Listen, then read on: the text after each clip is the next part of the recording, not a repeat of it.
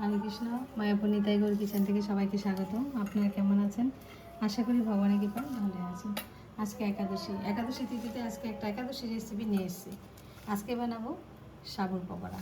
তার জন্য এখানে সাবু ভিজিয়ে দেখুন জল ঝরিয়ে নিয়েছি, আর এখানে একটু বাদাম হাফ ভাঙ্গা গুঁড়ো করে নিয়েছি, আর এখানে নিয়েছি আলু সিদ্ধ। এই যে আলু সিদ্ধ করে নিয়েছি, আর এখানে একটু আদা কুড়িয়ে নিয়েছি, কাঁচা লঙ্কা, একটু চিনি। প্রথমে আমি এই সাবুর মধ্যে আলু সিদ্ধটা দিয়ে দিচ্ছি স্বাদ মতো সন্দক লবণ। এখানে আলুটাও দিয়ে দিলাম, আর এখানে দিয়ে দিচ্ছি চিনি, কাঁচা লঙ্কা কুচি, আর একটু আদা কুড়িয়ে নিয়েছি দিয়ে দিচ্ছি। লঙ্কাটা একটু বেশি করে দিলাম, সাবুর পকোড়াতে একটু ঝাল ঝাল হলে খুবই ভালো লাগে। এখন আমি সবগুলো উপকরণ ভালোভাবে হাত দিয়ে মেখে নিচ্ছি, একটু ভালোভাবে মেখে নিচ্ছি। যেহেতু আজকে একাদশী, তার জন্য এটা আলু দিয়ে শুধু মেখে নিচ্ছি। এটা আপনার একাদশী ছাড়াও এই সাবু পকোড়াটা খুবই ভালো লাগে, বানিয়ে নিতে পারেন। তার মধ্যে একটু কর্নফ্লাওয়ার মিশিয়ে দিলে খুব সুন্দর হয়। ভালোভাবে সব উপকরণ মিশিয়ে নিয়েছি, আর এরকম শুকনো শুকনো হবে, এরকমভাবে হবে সাবুটা মাখা হবে, একটা ডোর মতো করে নিয়েছি।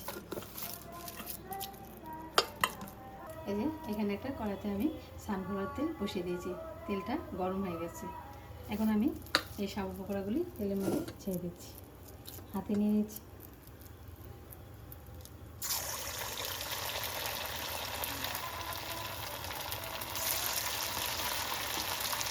এই সাবু পকোড়াটা একদম হাই ফ্লেমে ভেজে নিতে হবে।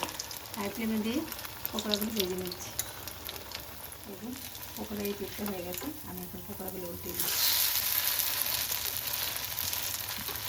পকোড়াগুলি কিন্তু ফুলে ফুলে উঠছে, একদম মানে ডিপ ফ্রাই করে দিলে খুব সুন্দর ফুলে ফুলে ওঠে।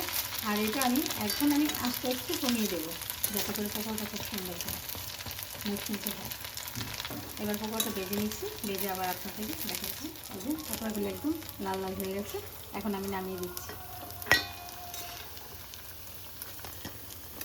এই যে দেখুন পকোড়াগুলো নামিয়ে দিয়েছি, রেডি হয়ে গেলো সাবুর পকোড়া, একাদশী সাবুর পকোড়া।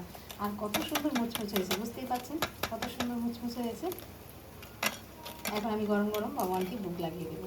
আর আপনারা এরকমভাবে একাদশী দিন একাদশী পকোড়া করে ভোগ লাগিয়ে বাচ্চাদের দিতে পারেন, খুবই ভালো লাগে। বড় থেকে ছোটো সবার পছন্দ এই পকোড়া। তাহলে আজকে ভিডিও এখানে শেষ। সবাই ভালো থাকবেন, সুস্থ থাকবেন, আবার দেখা হচ্ছে পরের ভিডিওতে। হরে কৃষ্ণ।